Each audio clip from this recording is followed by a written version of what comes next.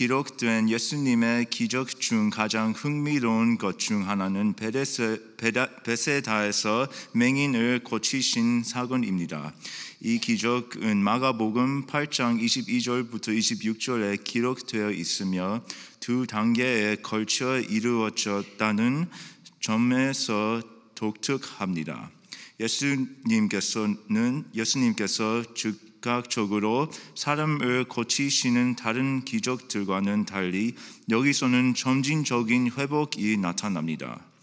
왜 예수님께서는 이 사람을 즉시 고치지 않으시고 점진적으로 치유하셨을까요? 이것은 예수님의 사명과 우리의 신앙 여정에 대해 무엇을 보여줄까요? 이 본문은 제자들의 영적 눈멀음을 상징적으로 보여주며 그를 이 점진적인 깨달음을 필요로 한다는 것을 나타냅니다.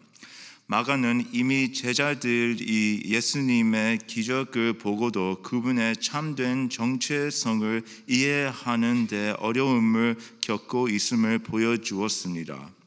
마가는 이 치유 사건을 바리새인들과 헤롯의 누룩에 대한 경고와 병행하여 배치함으로써 제자들의 이해력이 부분적으로 회복된 맹인의 시력과 같음을 강조합니다. 이러한 영적 눈멀음의 주제는 성경 전체에서 반복됩니다. 이 본문은 사람들이 맹인을 예수님께 데려와 그분께서 그를 만져주시기를 간청하는 장면으로 시작됩니다. 이 장면 자체가 의미가 있습니다. 맹인은 스스로 올 수 없었기에 다른 사람들의 도움을 받아 예수님께 나아왔습니다. 이는 교회의 역할을 반영합니다.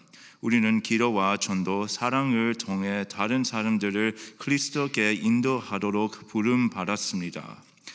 예수님께서는 맹인의 손을 붙잡고 마을 밖으로 데리고 나가십니다. 이것은 친밀하고 개인적인 순간입니다.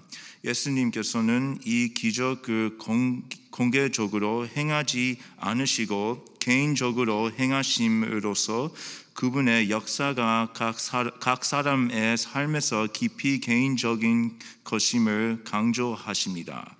예수님은 우리를 분주한 세상에서 이끌어내어 오직 그분께 집중할 수 있도록 하십니다. 여기서 우리는 그리스도의 다정하심을 볼 수 있습니다. 예수님은 멀리 계신 신이 아니라 우리와 함께 걸으시는 인격적인 구주이십니다. 예수님께서 맹인의 손을 붙잡으셨듯이 우리도 붙잡아 주시며 우리의 영적 눈멀음에서 벗어나 진리의 빛으로 인도하십니다. 예수님께서는 맹인의 눈에 침을 바르시고 그 위에 손을 얹으십니다.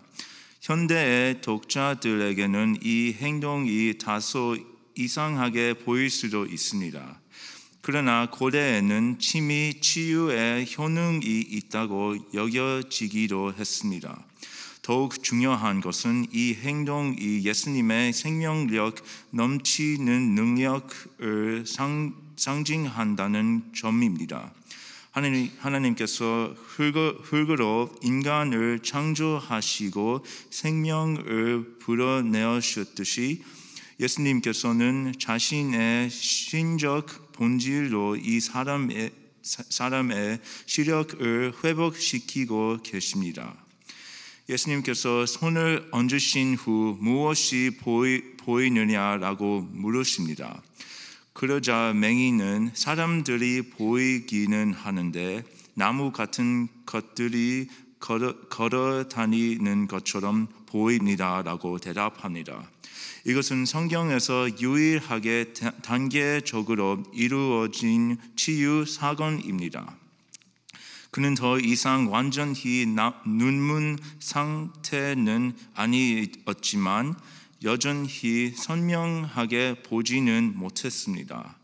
이는 예수님에 대한 분부적인 이해를 상징하며 영적 눈멀음에서 영적 시각으로 나아가는 과정을 나타냅니다. 제자들의 예수님에 대한 이해도 이 맹인의 흐릿한 시력과 같습니다.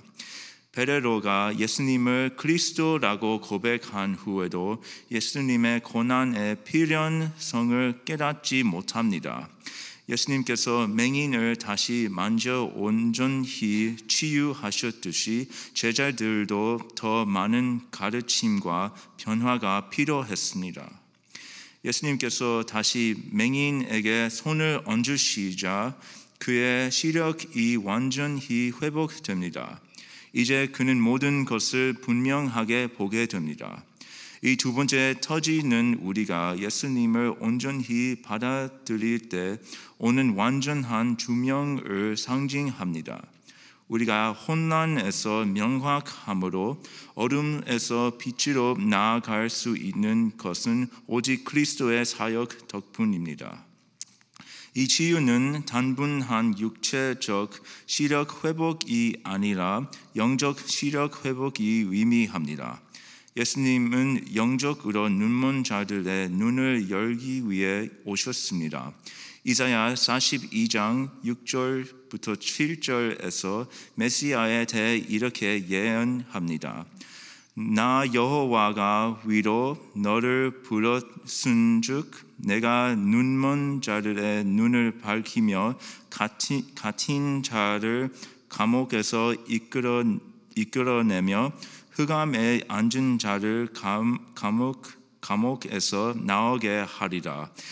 이 치유는 예수님의 사명이 무엇인지 보여줍니다. 그분은 세상의 빛으로서 어둠에 있는 자들에게 구원을 주러 오셨습니다. 왜 예수님께서는 이 맹인을 두 단계에 걸쳐 치유하셨을까요? 한 가지 이유는 영적 성장이 종종 점진적인 과정이라는 것을 보여주기 위해서입니다. 많은 사람들이 신앙을 처음 가질 때 즉시 그리스도의 영광을 완전히 이해하지 못합니다. 제자들이 예수님의 정체성을 깨닫는 데 어려움을 겪었듯이 우리도 흐릿한 시기를 지나 점차 명확하게 예수님을 보게 됩니다.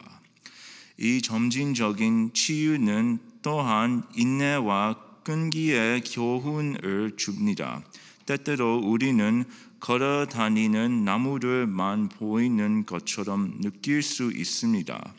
의심과 혼란, 불완전한 이해의 순간이 있을 수도 있습니다. 그러나 우리가 예수님께 가까이 머물며 계속해서 그분을 구한다면 결국 온전한 깨달음으로 인도될 것입니다. 빌립보서 1장 6절은 이렇게 말씀합니다. 너희 안에서 착한 일을 시작하신 이가 그리스도 예수의 날까지 이루실 줄을 우리는 확신하노라. 예수님께서는 이 사람을 치유하신 후 마을로 들어가지 말라고 말씀하십니다. 이는 마태복음 11장 21절에 베세다가 많은 기적을 보고도 여전히 불신앙 가운데 있었기 때문입니다. 예수님은 이 사람이 잘못된 메시아관에 물들지 않도록 주의를 주신 것입니다. 여러분은 지금 어디에 계십니까? 예수님을 온전히 보고 계십니까? 여전히 흐릿하게 보고 계십니까? 영적 시야가 흐릿하다면 남식하지 마십시오. 예수님께서는 다시 여러분을 만지실 것입니다. 그분을 구하고 가까이 머물며 그분께서 시작하신 선한 일을 완성하시도록 맡기십시오. 예수님을 분명하게 보고 있다면 성령께서 다른 이들에게도 여러분 자신에게 역사하신 것처럼 역사하시기를 바라며 겸손과 인내를 유지할 수 있도록 기도하십시오. 우리가 자랑할 것은 아무것도 없습니다. 우리가 가진 시력은 은혜의 선물로 받은 것이기 때문입니다. 이 진리를 마음에 새기며 여전히 영적으로 눈먼 자들과 부분적으로만 보는 자들의 삶의 복음의 진리를 계속해서 전합시다. 어둠 속에서 죽어 있던 영적으로 눈먼 자들을 그리스도의 빛 안에서 살아나게 하시는 하나님의 초자연적인 능력을 신뢰합시다. 기도합시다. 우리